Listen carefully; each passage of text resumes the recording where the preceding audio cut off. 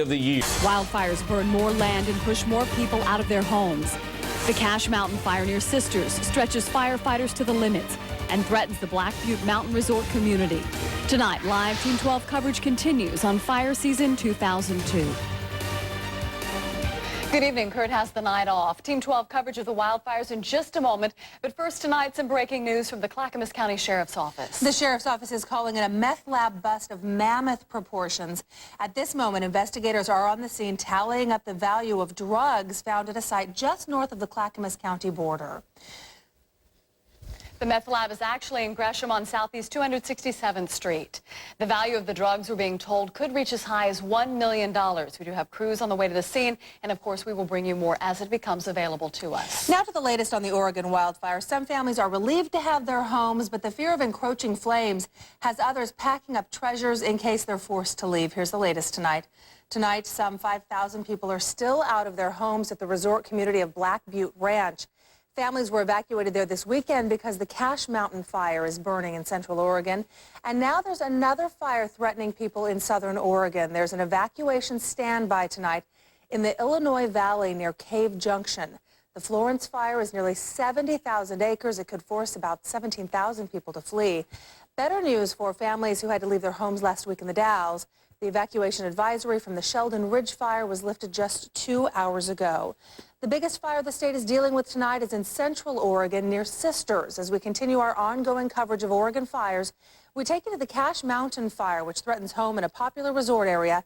Live Team 12 coverage begins tonight with KPTV's Ryan Deal. Ryan? Shauna, good evening. The latest information coming out of the Fire Information Tent is 4,200 acres on fire, about 60% containment. Firefighters, commanders tell me if they can hold this fire, stop it from moving, then and only then will residents be allowed back in. Some good progress made today, but as you'll see, any re-entry right now is not safe. As the sun goes down and the winds whip up, firefighters are finding themselves again surrounded by spot fires. Troublesome remnants of the wall of flames that moved through on Sunday. This area right here is basically all been burned through. As you can see, all of the vegetation, all of the trees, we had a complete burn move its way through here. An ember carried by the wind torching just one tree, then tearing through the northwest corner of Black Butte Ranch, incinerating 2 houses. I'm in what used to be a garage. Only items made of metal are still recognizable. This washer and dryer behind me, this paint bucket, in fact, still hot to the touch. Everything made of wood, which most of these houses were, burned. Take a look at these tools.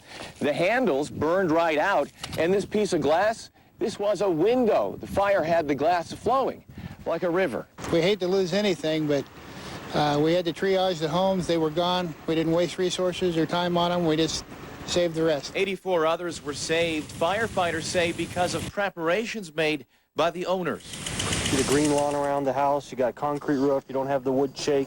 That's what we're looking for, is homes that people are taking care of instead of having the bitter brush right up to them. There's a lesson to be learned here. Both for homeowners and for wildland firefighters who for days met this small fire with an even smaller amount of firefighting resources. And it is the same story across the region. Too many fires and not enough firefighting resources. What began here on Wednesday, a group of 30 firefighters, could grow to more than 1,000 by tomorrow, just in time for higher temperatures, higher winds, and lower humidity. Reporting live in Sisters, I'm Ryan Deal, the 10 o'clock news. All right, and we will be checking back with Ryan later in the newscast. If you have plans to travel into central Oregon in the next 24 hours, the Cache Mountain fire could mean a detour for you. U.S. Highway 20 crossing Oregon Cascades is closed. Motorists are barred from using the road between Santiam Junction and Sisters. The Oregon Department of Transportation says you can use U.S. 26 or Oregon 58 as alternate routes into or out of central Oregon. The highway is expected to reopen sometime tomorrow, but with restrictions. The fire is forcing the evacuation of 1,300 homes throughout the Black Butte area. News tonight that hundreds of evacuees turned out for a community meeting. And of course, the biggest question, when can they return home? Live Team 12 coverage continues now with KPTV's David Wilson. He is also near Black Butte tonight. Yeah, fire evacuees have been coming here to this information tent most of the day looking for information on how the fight against this fire is going. They're being told tonight that it may be Wednesday or longer before they're allowed back into their homes. Through the smoky haze, the Black Butte Ranch Resort appears as lifeless as a ghost town. Some of the trees are damaged. Some of the houses didn't have good defensible space. They had a lot of ladder fuels, made kind of a mess. At a meeting tonight with firefighters and sisters, hundreds of Black Butte evacuees wanted to know how badly the fire damaged the resort and how close the blaze came to the homes that survived. Nope, no danger now. We're 2.5, 3 miles from it, and we're not the least bit concerned. The Forest Service people came and knocked on our door, and they said, you got to get out now. But for many others, the fire came so close they feared for their lives. They had little warning before being told to evacuate. From kind of just barely going to, in 20 minutes, it was just wild. It was just, and it got dark as night. You know, the smoke was so thick. Smoke was coming. It wasn't going over our house. It was going through the trees, and we couldn't hardly breathe getting the stuff out. I just thought the fire was just coming right down the golf course. I mean, I really thought we were in trouble. Former Trailblazer coach Rick Adelman owns a home at the resort. He and others say they are glad to stay out of their homes until firefighters deem it safe to return, but he worries his house may burn. It was scary. It was very scary. I just can't imagine, losing a place like that. But more importantly, we lost a life. I just amazed. The firefighters amazed me how they stopped it. Now, again, if the fire continues to improve, they may open up Black Butte, partially reopen it sometime Wednesday, and it would be from Big Meadows driving range east, around in that area, and then south. This northwest section of the resort would likely remain closed probably until Thursday or Friday, because this is closest to the fire that is around that northwest corner of the Black Butte Resort. But it all hinges on how the weather goes tomorrow. We're expecting 20 to 25 mile-an-hour gusts of winds out here in Sisters. In Sisters, we're live. David Wilson, the 10 o'clock news. We do want to give you an updated phone number now for evacuees who have not checked in with the Red Cross in the Black Butte area. That number is 541-382-2142. You can call that number if you need to contact the Red Cross about evacuating, or if you'd like to check the status of someone who has already been moved out of the area. In a meeting today with reporters and evacuees, Governor Kitzhaber stopped just short of calling the wildfires and their destruction unnecessary. This is a war. The homeland is not safe if you live near a forest in the Intermountain West today. And we need to make an investment, a federal investment and a state and local investment to make sure we take the steps to protect lives and property. Kitzhaber is calling on Congress to come up with the funding necessary to maintain the wildlands, keeping them free of brush and debris. So soon into the fire season, and already the governor has been called upon 9 times to invoke the Conflagration Act. That act allows for numerous agencies to converge on one fire scene. The most he's ever used the Conflagration Act in 1 year is 8 times. And because we're already at 9, Kitzhaber says it is a sign this fire season will only worsen. The 11,000-acre timbered rock fire near Medford is now threatening homes after moving south over the weekend. Erratic winds from the north doubled the size of the fire, causing the blaze to creep closer to houses there. Yesterday, people along the southern fire lines were evacuated. The weather is not expected to help the situation as lower humidity, higher temperatures, and winds from the northeast fan those flames. More Oregon National Guard troops are getting ready to head out to the fire lines. The Oregon National Guard is mobilizing 250 more soldiers to help fight fires around our state. Tomorrow, the troops will begin firefighter training in Bend. The Guardsmen will undergo 30 hours of basic firefighter training and then split into groups of 20.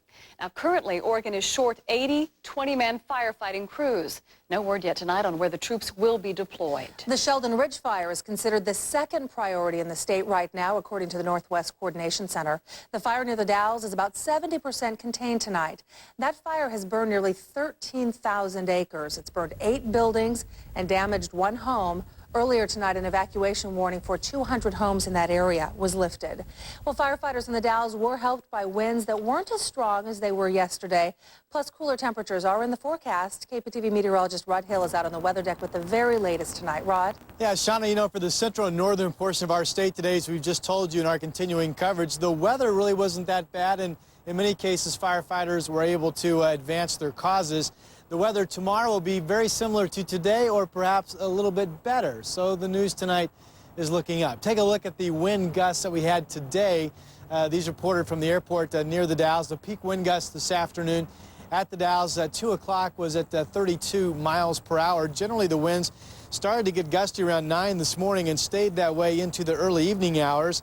Yesterday, we had winds gusting up to about 40 to 45 miles per hour, and I will tell you that right now, the winds near the Dalles have calmed down to about 9 miles per hour. So the forecast for tomorrow is similar, winds not gusting too much above 30.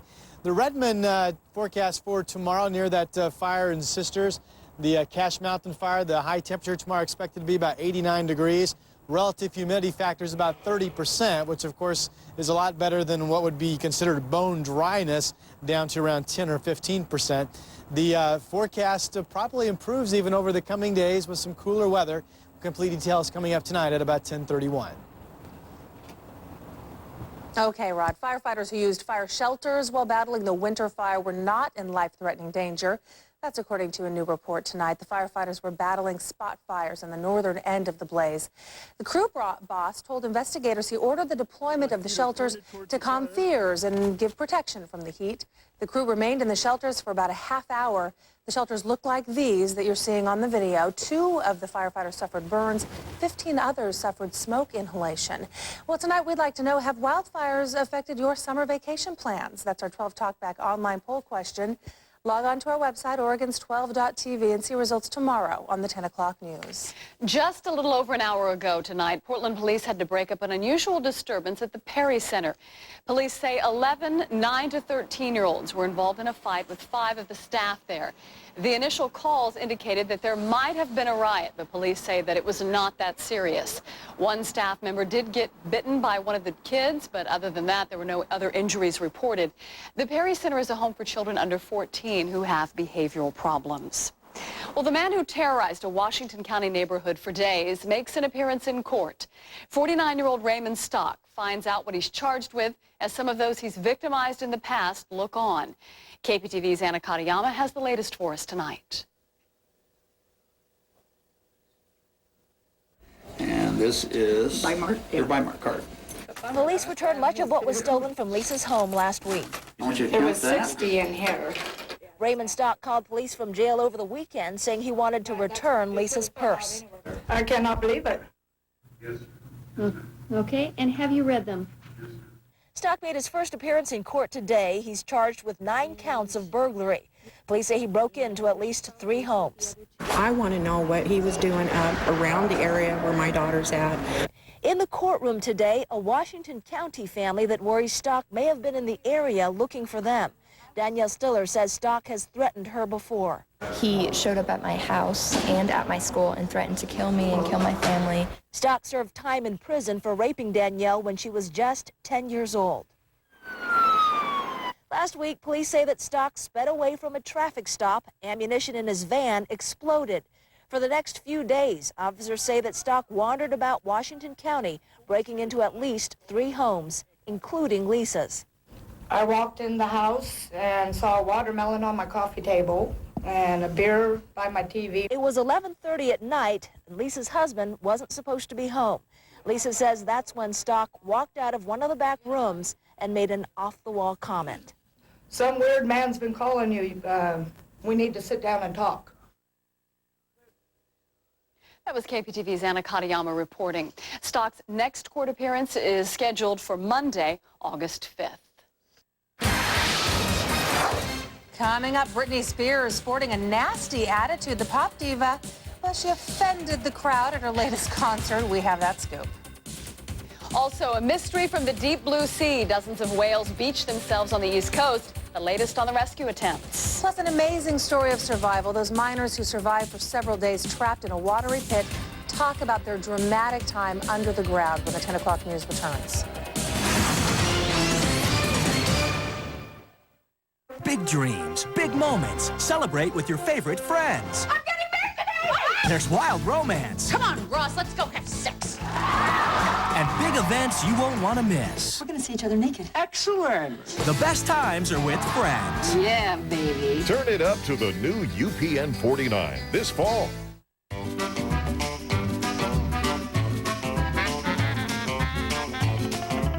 In a perfect world, you could get all your favorites and not feel guilty. You can at Mervyn's.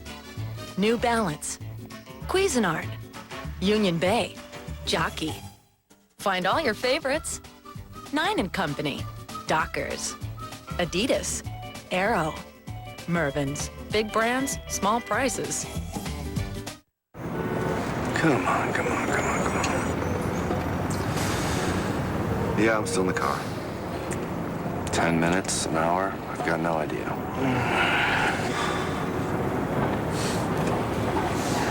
This is ridiculous.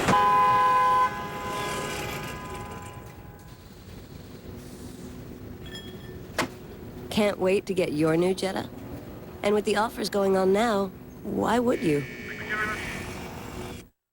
Is your internet provider keeping your password safe? Wait till you see who may have access to your private information. I-Team 12 investigates, coming up.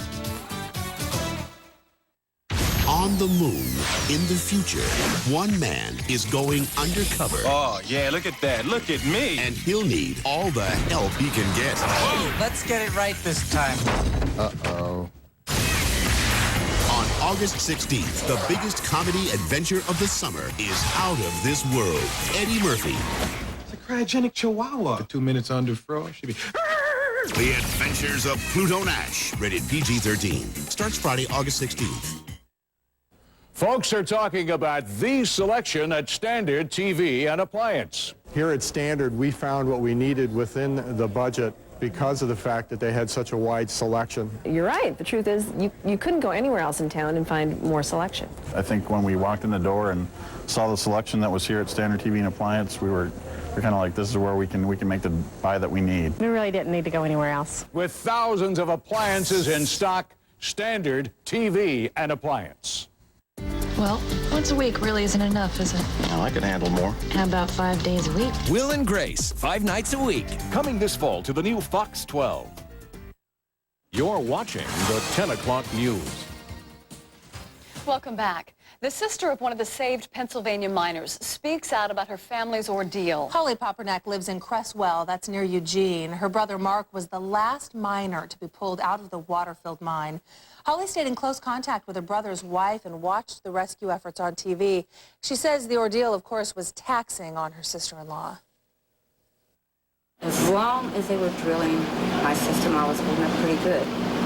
But whenever the bit broke and they had to quit drilling, she completely fell apart up there. Because as long as you could see and hear that they were doing stuff, she could hold it together a little. Right. Holly says she's not surprised her brother was the last one out. She says he likes to ensure the safety of those around him. Pennsylvania state investigators are looking into that mine collapse. They'll examine the safety of the Somerset mine, and recommend changes to prevent further accidents.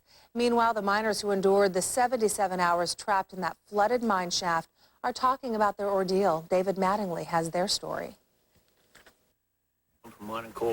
For 28 years, John Unger's been coming home from the mines. This homecoming possibly his happiest and his last.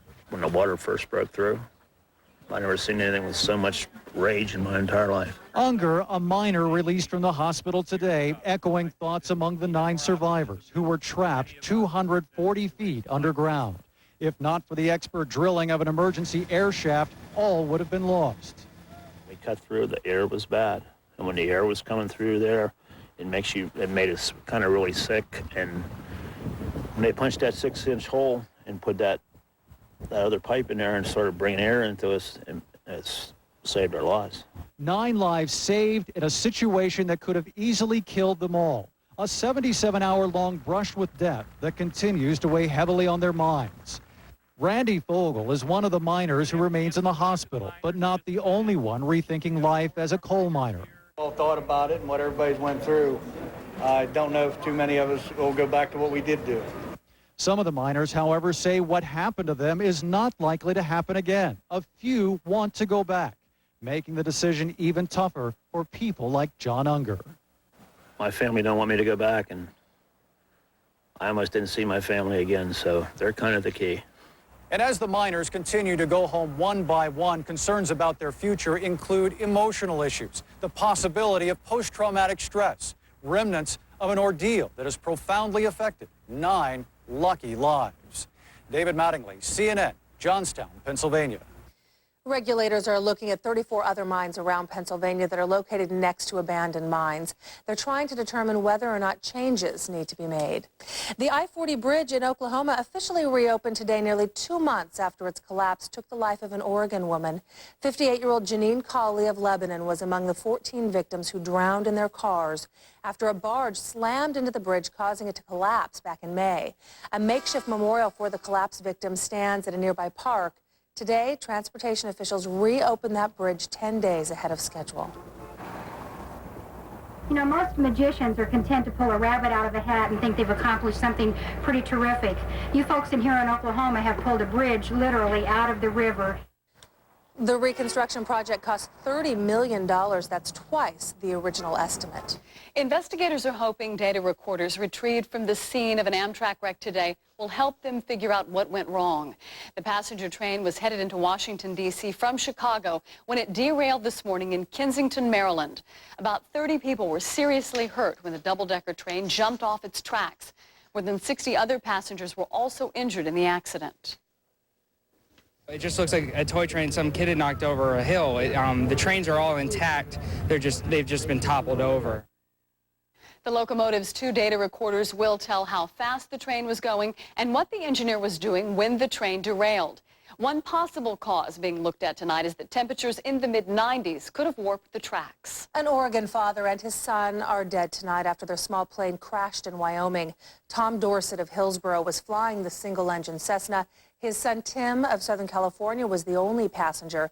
The plane crashed into the rugged Absaroka Mountains in northwest Wyoming. They were on their way back to Hillsboro after a cross-country trip. The FAA is investigating the crash. The investigation of 2 rapes in the Sunnyside area of Clackamas leads investigators to a 16-year-old boy. Michael Corey Devaney was arraigned today on charges of rape, burglary, sodomy, kidnapping, and assault, all in connection with 2 cases in the Sunnyside area. Deputies arrested Devaney Saturday morning at his parents' home in Clackamas. Devaney's accused of raping a woman in her home last November and then attempting to rape another woman along Sunnyside Road in April. Police in Pendleton have arrested 2 men in connection to a mobile home fire that left 4 dead. Bob Browning, his wife Debbie Barnett, and their 2 kids, 4-year-old Dawn and 3-year-old Stephanie, died after the trailer caught fire earlier today. Police have arrested 2 men in the case. They charged them with numerous counts of murder. On Friday, neighbors say someone torched a car outside the home, then tried but failed to do the same thing to the trailer. We have an update for you now on a story we've been following at a retirement community in Tigard. Folks in the Summerfield neighborhood have been battling with their governing board after putting up these new cluster lock boxes. They say they were tired of their mail being stolen, but the board ordered them to take the new boxes down because they didn't get permission first. The residents were holding out hope that they'd get to keep their new mailboxes, but today we were informed that those lock boxes will be taken down tomorrow. Incoming freshmen at Portland State University will need to have a B average to be admitted in the fall of 2003. The proposed increase follows a trend of toughening admission standards. The University of Oregon recently announced students will need a 3.25 GPA for automatic admission in the fall of 2003. Administrators believe the higher standard will enhance the worth of a PSU degree. But some student groups say the higher GPA requirement could harm some minority students who do not receive the kind of high school preparation that other students do. Some positive news tonight from Wall Street. The stock market is going back up. The Dow Jones Industrial Average surged 447 points today to close at 87.11. The Nasdaq advanced 73 points to 1335. While many on Wall Street remain cautious about saying the worst is over, there is a sense that a bounce back up is gaining momentum. Today's Dow increase was the 3rd biggest one-day point gain ever. Coming up, meteorologist Rod Hill says there is a cool down coming our way. We'll have details in his pinpoint forecast. Also, Ozfest with no Ozzy. Find out why the hard-rocking reality TV dad is calling it quits on his world tour. Plus, the trouble with the popular online service Earthlink. I-Team 12 investigates just how many people have your password when the 10 o'clock news returns.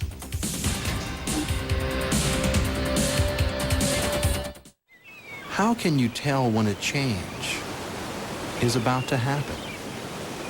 Something that will change your perception of the ordinary. Something that has been evolving for years, just waiting for the right time to happen. And then it happens. one station at a time.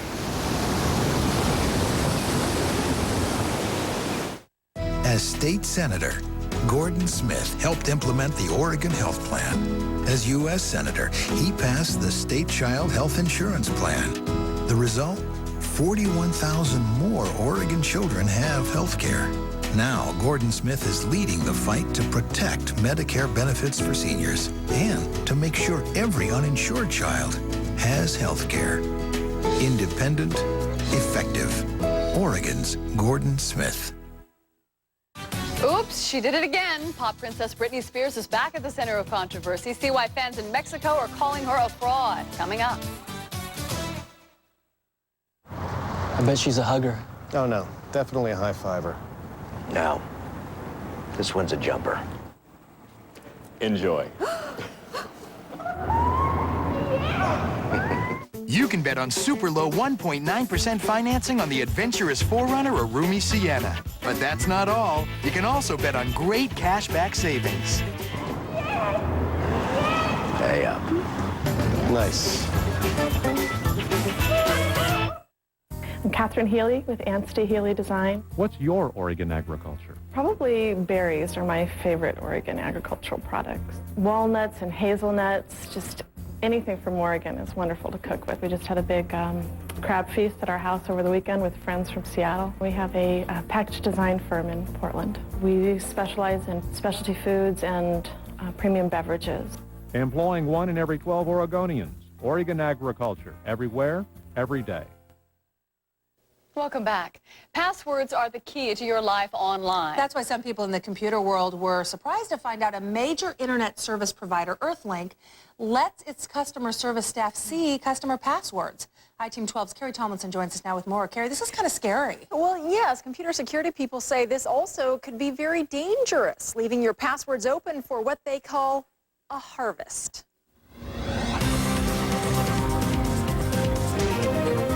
Forget your password? If you have Earthlink, you can call up and get your password right over the phone. That would be a very bad thing. Some computer users in Portland say they don't want Earthlink employees having that kind of access. Why? It's privacy, and I don't want them to be able to access anything that I can. I don't want anybody else to know my private business. But it's not just about reading your mail. Suppose, just theoretically, some customer service agent decides, hey, I'm going to go out and get me a drug habit. And this chick's going to have access to my passwords and all my information, and no. From a security perspective, that presents a large number of problems. Security consultant Andrew Plato of Beaverton says someone who gets your password can take over your account and send out spam email under your name. Most technical support people or people that work in technical support positions, this tends to be a position where there's a lot of turnover. It's not a very highly paid position, and it tends to be an entry-level position. Earthlink says they keep records of password access, and they've had no incidents of password theft. Plato says other internet service providers use other techniques. For example, resetting your password for you, then having you change that password right away. Earthlink says they used to have an automated system, but it took about 24 hours to work. They say customers asked for instant access, and that's why support employees can see your password right on their own screen. The computer people we've talked to say this is going to be the kind of issue we all have to face, and that's choosing between convenience and security online. Some people are just not computer literate enough to handle automated password changes, while others say, I want security, I'll do what it takes. Now, Earthlink says it is reviewing the situation, reviewing policies now to see if they do need to change to a system where the employees can't see it. And this would allow people to kind of simply take over your name and just send a bunch of junk out if they wanted to. Well, that's one of the dangerous things, is that it's not just that, oh, someone can read my personal mail, oh golly, that letter I sent to so-and-so, but someone could take over your account and send out spam from your account. And it would look like you had done it. Good way to make a lot of enemies. Yes, Carrie, thank you. If you have a story for iTeam 12, give us a call anytime, 503-736-0412. You can also email us at iteam12@kptv.com. In tonight's HealthCast, using stem cells to treat blindness. California scientists say stem cells from bone marrow actually grew new blood vessels in the eyes of test mice. If that same treatment works in people, it could be used to treat eye diseases that affect the retina. Stem cells are effective in treatment because they can turn into a number of different cell types like blood cells or platelets. The complete study can be found in September's edition of Nature Medicine. If you want to live longer, try to get positive about aging. Yale researchers say positive self-perceptions of aging could actually influence how long you live more than other health factors. Scientists say older people with more upbeat attitudes lived about 7 to 8 years longer than those with negative attitudes. Some doctors even say positive self-perception is more important than health issues like blood pressure and cholesterol levels. And if you're planning to walk into a fast food or seafood restaurant, you could be taking a gamble with your life. Last year, 8,000 Americans died from contaminated food. That's why doctors, scientists, and health experts are meeting this week in Florida to discuss the sources of food poisoning and how to make people aware of them. Some girls from Spokane tonight have learned the hard way about the importance of washing your hands. The largest outbreak of E. coli in Spokane County has now sickened 40 kids. And tonight, it appears the bacteria was spread after the girls used outhouses at a camp and then didn't wash their hands properly before preparing some food. The outbreak spread from a drill team camp to a church camp after some lettuce became contaminated. There are hand pumps outside the outhouses for hand washing, but looks as if the girls didn't use them before they handled the lettuce.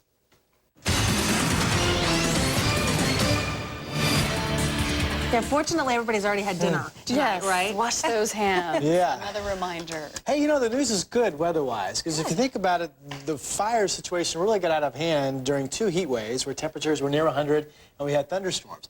Absolutely no signs of that over the next 7, 8, 9 days. And if anything, temperatures, much of the state will be cooling down a bit. So the news say, good. You guys are doing that so well. Good. Insane.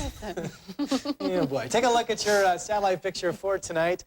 High pressure parked off the coast. The northwest flow around that has been giving us the onshore flow off of the Pacific, producing the low clouds that we've had in the morning. Then we get the sunshine. We'll see that again tomorrow. What I've been watching, and it's finally going to start to budge, is this pool of cooler air up here. The cloud you see right here, there's a low kind of spinning. You can see the cloud stream. That's the jet stream. Pretty good flow, about 90 miles per hour or more. All of this is going to start to slowly move down southward toward us. And beginning tomorrow, we'll get some a little bit of a filtration of some cooler air kind of seeping through into us. You'll notice a little bit of a cool down tomorrow, a little bit more of a cool down on Wednesday. And I still think, as I told you last night, that there's a possibility as we get going into the weekend that we could toy or flirt with a little bit of light rain from time to time. Wouldn't be too much of anything, but perhaps a little bit of something. The wind forecast, of course, we continue to watch this because of our fire situation. There's the northwest flow. This blue stuff represents the cooler marine flow, so low clouds in the morning. Winds are at about 10 miles per hour at the Dalles right now. That was the case last night. That will be the case again tomorrow morning. Today, the winds picked up at about 9 o'clock in the morning and eventually had gusts up to about 35 or so, and that's the forecast for tomorrow. Not as bad as it has been the last couple of days, and again, similar conditions will probably prevail as we go into Wednesday as well. High temperatures on what was a pleasant day across much of our state, 83 degrees in Portland, 87 down in Salem. Hotter weather down around Medford, where one of the fires is threatening that area, 97 degrees. Burns had 89, and John Day had a high temperature this afternoon of 89 as well. Seattle had 70. Remember that jet float was up in this area? There was a little bit of traceable amount of rain around the Puget Sound today. And again, that's what we could be looking at coming our way in a few days. Wenatchee had 84. It was 68 degrees for you out in Long Beach. Outside tonight in the Rose City, we have perfectly clear skies. Our temperature is holding at 72. Dew points of 59. Barometers on the rise tonight. Winds are northwest at 9 miles per hour. Quick tour for you across the country. Pretty good storm line. Look at it. This is a cold front on the northern end of this, an upper level low across Texas where you see the swirling clouds. We'll lift those off and you'll see what was a pretty good thunderstorm system. This starts at about 4 o'clock this afternoon, then goes into the evening hours. Cleveland picked up some damaging winds, about an inch of rain from that, and the line really breaks as you get down south. Didn't see, there were a few reports of some weaker tornadoes, but for the most part, some heavy rains and some 60-mile-per-hour wind gusts. New York City, 99 today. There were a handful of records up north through New England in the northeast this afternoon. Chicago had a high temperature of 83. Denver was at 95 degrees. It was 110 down in Phoenix this afternoon and 98 degrees down in Reno. On the Oregon coast tomorrow, we get the cloudiness. It's cloudy at Astoria right now. then partly sunny skies in the afternoon. 65 degrees up at Astoria and about 66 tomorrow afternoon in Tillamook. Winds near shore tomorrow will be from the north at about 20 knots, swell from the northwest of 5 feet. Pretty good bet we'll see the clouds in the morning again, then we'll go mostly sunny, maybe staying partly sunny-ish if you up around Kelso. 71 for you. Salem tomorrow 80. Again, a bit cooler tomorrow. Government Camp 67, plenty of sunshine up in the Cascades. Freezing level, of course, high at this time of the year. Bend 85 tomorrow. Redmond 89. Pretty much matching your temperatures in Central Oregon that you had this afternoon. Again, winds will be from the northwest at about 15 to 25. Of course, gustier near those fire areas. John Day 92 tomorrow. Should be a bright sunny day for you. Winds picking up in the afternoon around Pendleton. Look for some blowing dust. As you can see, west winds up to about 30 miles per hour. You'll be on the hot side with a high of about 92. The Dow's 85. You were at 91 today, so that's good news for the firefighters fighting the Sheldon Ridge fire. 60 degrees in the morning here in Portland. Look for a lot of clouds, and those will break away, and we will become sunny. 78 tomorrow's high temperature at 5 o'clock. Again, today was 83, so a little bit of a cool down. Then I'll cool us down to 76 on Wednesday. And if you look at the raindrops on Friday and Saturday, I'm not telling you it's going to rain a lot. I'm telling you there's the chance that we could toy with mainly some traceable amounts of some drizzle or some light rain from time to time.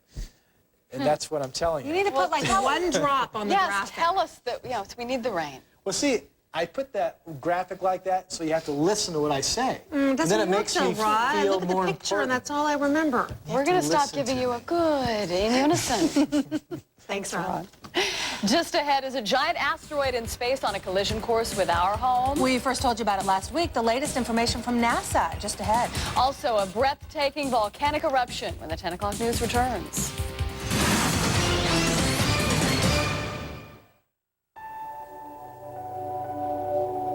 More than anything, I ask for courage. Courage to grow, to make my own decisions, to make mistakes. My life is blessed with so many choices. Please, grant me the strength and wisdom to make the right ones, and the courage always to defend my right to do so. Over again, and she says, let's try it with the cap off this time. I love you. I love you. Thank you for holding. This is Wait, don't hang up! Don't hang up! Don't hang up! Don't hang up! Don't hang up! Hello? I'd like to start my garbage pickup. With TownPartner.com, you can conveniently hook up your utilities online. Just think what you could do with all the time you'd save. Uh-huh. Oh, yes, we're 50-gallon people. TownPartner.com from Portland General Electric. More than 50 pilot whales beached themselves off the coast of Massachusetts. Coming up, see how hundreds of people came to the aid of these gentle ocean creatures. Style is an expression of who you are. I love the way I dress. It does not matter what anyone says. Here are my stretchable jogging pants. I'll get the other ones and you get these. Shopping at Walmart. Their clothes are so affordable, casual. Yeah. Creativity shows that you have individuality. You know what I'm saying? You're being yourself and not trying to be like anybody else. So this is my shirt. Don't even try. Fashions change very quickly. You have to keep up or you will be left behind.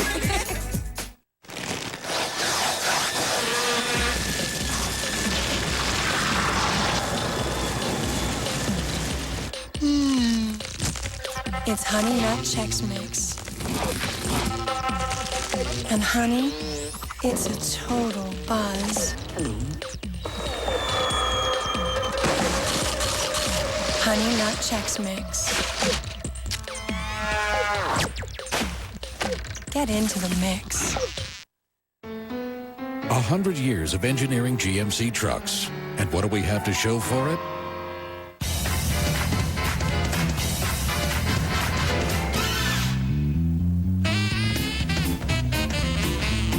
Not bad for our first 100 years. It's the GMC Centennial. Get 0% APR for 5 years on a new 2002 Yukon. See dealer for restrictions. See your participating Oregon and Washington GMC dealers. Welcome back. A truck carrying cylinders of nitrogen crashed into a loaded gasoline tanker truck today, closing Highway 30 in northwest Portland through the lunch hour. The 3-vehicle wreck blocked northwest Yawn at 44th Avenue and pinned 2 men in the smaller truck. 29-year-old Christopher Latt of Portland is listed in serious condition with pelvic fractures. A spokesman at Emmanuel Hospital says the driver, John Riffle of Newburgh, is in good condition tonight. Portland police cited the driver of the gasoline truck, 39-year-old Douglas Spencer of Boring, for careless driving. And firefighters say it was fortunate the crash only impacted the vehicles and not the gasoline in the double tanker truck. A toddler has died in Florida after being left stranded in the family minivan. 23-month-old Daniel sat in his car seat for about 5 hours while temperatures in Lehigh, Florida reached the mid-90s. The family has 5 children, and everyone assumed somebody else was watching Daniel as they piled out of the van after church yesterday. It wasn't until they went back outside to get into the van for evening services that they realized what had happened. And I heard a scream.